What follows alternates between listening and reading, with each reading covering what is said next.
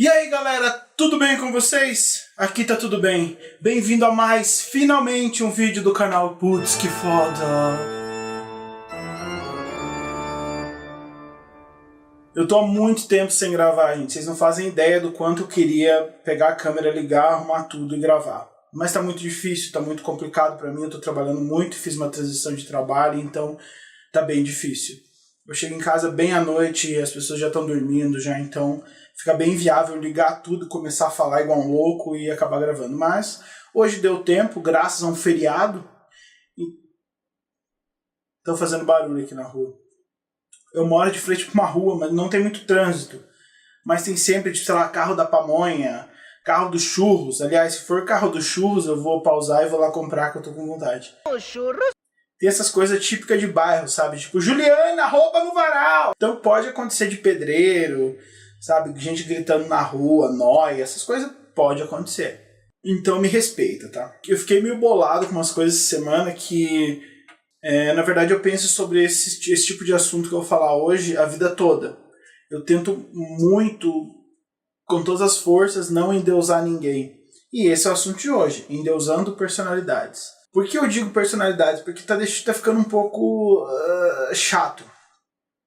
Quando, tipo, as pessoas endeusam cegamente alguém, sabe? Eu acho que o princípio básico de você admirar isso, eu tenho uma lista de pessoas das quais eu admiro e amo e tenho como referência, seja, tipo, distante ou seja na vida pessoal, de pessoas que eu admiro, que eu respeito pra caralho, tá ligado? Tem minha mãe, tem tipo alguns dos meus amigos, tem minha namorada, tem, sei lá, cantores que eu gosto bastante, tem políticos que eu gosto bastante. Mas, cara, antes de você começar a falar muito sobre a pessoa, eu sugiro cada um fazer o seguinte. Pega um caderno e escreve 10 defeitos ou 5 defeitos e 5 qualidades nessa pessoa que você admira tanto. E assim, lógico que eu não escrevo isso sobre os meus amigos, né? Eu já tenho na cabeça os defeitos dos meus amigos, então, tipo, eu já sei, já pra jogar na cara, sabe? Então acho que a pessoa que endeusa muito uma pessoa, ela tem uma certa necessidade, sabe, de ser notada. E isso é um perigo, porque você tem necessidade de ser notado, mas você tem necessidade de notar e reparar certos erros das pessoas. Então essa dica que eu dei de fazer uma lista pode ser uma coisa muito boba, mas faz muito sentido. Por exemplo, eu na minha adolescência, entre o período de 15 anos até os 20, até do pós-adolescência, eu gostava muito de The Smiths. E eu endeusava o Morrissey. Eu copiava um cabelo do Morrissey assim, sabe? Tipo aquele topetinho caído pro lado, fazia uma costeleta Morrissey. Tudo isso para expressar o quanto eu curtia pra caralho o Morrissey. E anos mais tarde, não demorou muito tempo, mas anos mais tarde eu descobri que o Morrissey é um cuzão, gente. O Morrissey é uma pessoa desprezível. Esse lance de endeusar as pessoas, de dar um valor superior ao que as pessoas têm, é um perigo muito grande, porque a gente fica num pêndulo, sabe? A gente ama, e a hora que for pra odiar, cara, você vai odiar pra caralho, entendeu? Então isso também não é benéfico. Tem, logicamente, série de pessoas que eu odeio, que a maioria delas não faz parte do meu ciclo social e tal. Elas são personalidades, celebridades que eu não vou com a cara. E tem personalidades que eu odeio mesmo, de fato, assim. Já tenho a lista de 100 mil coisas que eu odeio no Jair Bolsonaro, umas coisas assim. E eu acho que o pior que o Jair Bolsonaro são os filhos dele. Então, esse foi um dos pontos que me estimulou a gravar esse vídeo. Lógico que a gente vê muita gente de todos os lados endeusando X, endeusando Y, e nenhum deles é saudável. Mas, cara, eu nunca vi alguém para endeusar tanto o Bolsonaro quanto os bolsominions, entendeu? É realmente o malvado favorito deles. Eles endeusam a pessoa, assim, a ponto de você esquecer todas as possíveis falhas da pessoa, e não são falhas assim, discordo, sabe? São falhas tipo, meu Deus, como essa pessoa consegue pensar isso, entendeu? Você não consegue conceber uma coisa dessa. Tem tanta pessoa pra você idolatrar, entendeu? Na tua vida real, no teu ciclo de amizades, que você precisa, tipo, para um pouco e idolatra essas pessoas, tá ligado? Apesar dos defeitos que todas as pessoas têm, Se existe alguém que vale a pena você endeusar, é sua mãe, tá ligado? Mano, a sua mãe te pariu, a sua mãe te aturou, ela fala que você é bonito, mesmo sabendo como você é. Então, cara, como não endeusar, entendeu? Eu falo pela minha mãe, tipo, eu endeuso a minha mãe completamente, ela pra mim é...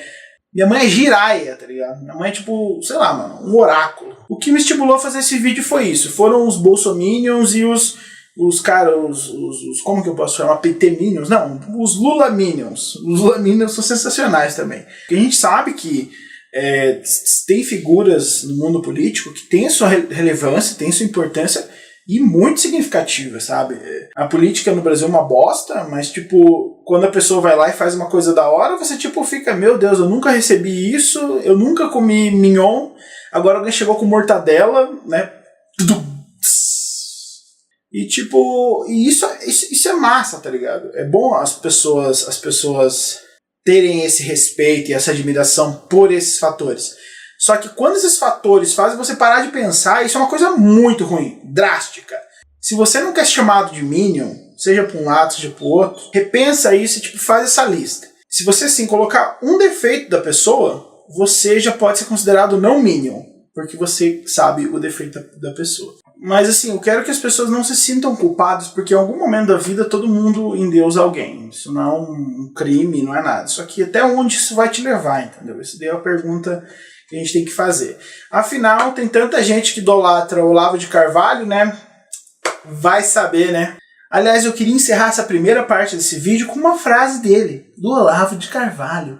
Por trás de todo liberal, há um cu esperando por uma rola comunista. Se até o Olavo de Carvalho assumiu, quem é a gente para negar, né? A irresistibilidade de uma rola comunista. E se for pra gente endeusar alguém, vamos endeusar nossos animaizinhos, nossos cachorros, nossos doguinhos, nossos gatos, nossos papagaios, nossos periquitos, nossos calopsitas, tudo. Vamos endeusar esses bichos que eles valem muito a pena. Olha isso! Aliás, falando em nenéns que merecem ser idolatrados, olha quem tem aqui, né? Esse é o Duque, meu dog, resgatei ele há uns 2 anos atrás. Ele é tão cheiroso quando toma banho, né? Quando gosta de tomar banho, ele gosta de deitar igual minha Lins também. Esse assunto dá uma bad na gente, né? São essas pessoas que endeusam esses seres errôneos, racionais e errôneos, que fazem a gente admirar os animais. Né? Mas eu descobri que o melhor apelido para essas pessoas, e elas ficam extremamente zangadas, é gado. Tipo, chegou pra alguém assim que tá endeusando o Bolsonaro e fala, você é gado, velho, você é gado. Gado demais.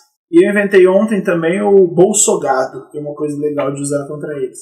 Eles ficam putaço. Aliás, isso me faz lembrar de uma novela que tinha nos anos 90, O Rei do Gado, não sei se você lembra. Então, Bolsonaro é um grande rei do gado. Mas quem é que nunca ouviu? Sou desse chão onde o rei é peão com um laço na mão, laça, fere e marca. Então, se você já ouviu essa música, essa vai ser a minha dica da semana pra você.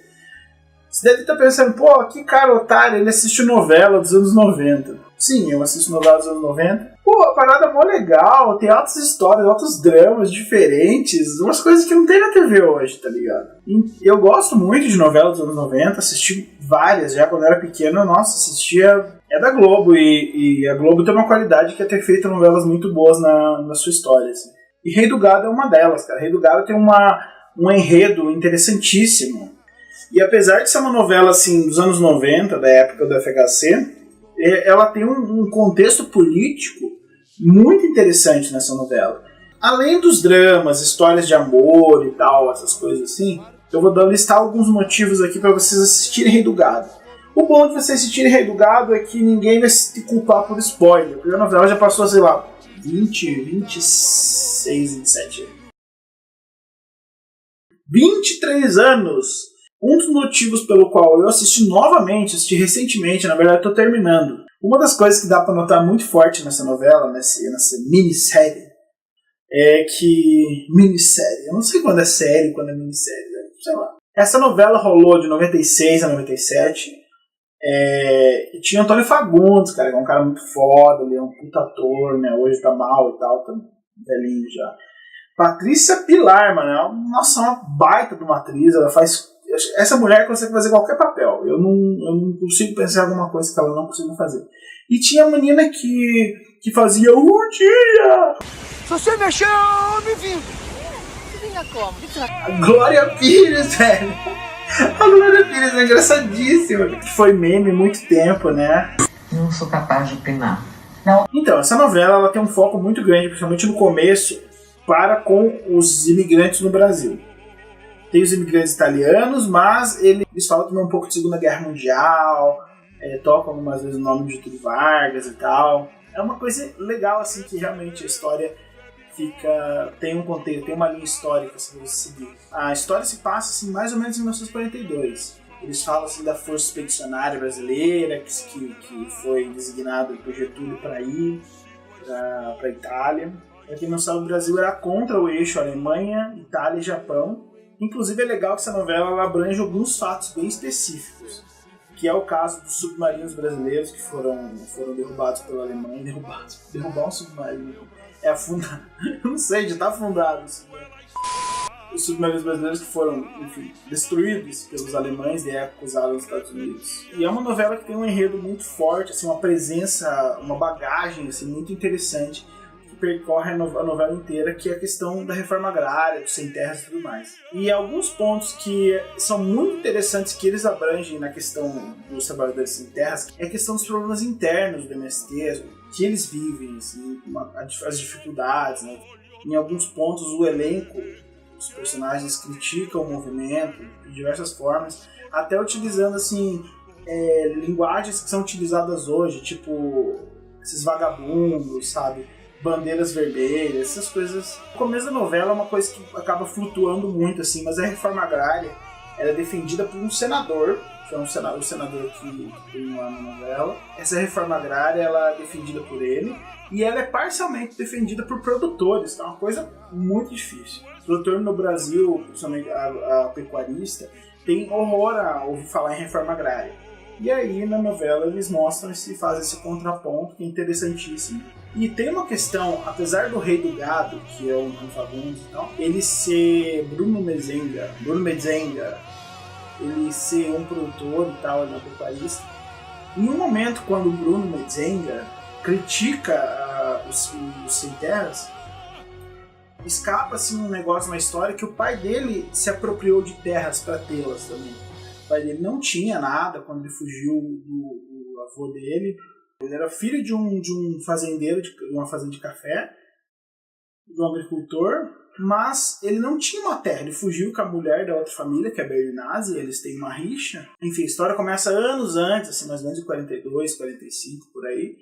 Entre duas famílias, há uma rixa entre duas famílias por um pedaço de terra, que é só a família dos Mezenga e dos Berdinazzi. Enfim, tem toda uma rixa entre as famílias se odeiam por um pedaço de terra, e os dois eram agricultores, os dois cultivavam e tal. Em uma parte do começo da história, o filho do Mezenga se apaixona pela Berdinazzi, e eles acabam fugindo e foram para outro lugar, se casaram e foram para outro lugar. E o filho deles é o Bruno Mezenga, que é o Rei do Gado. E Bruno, porque um dos irmãos dessa menina, da Giovanna Berdinazzi, era Bruno Berdinazzi, que foi convocado à guerra para ir para a Itália e morreu lá.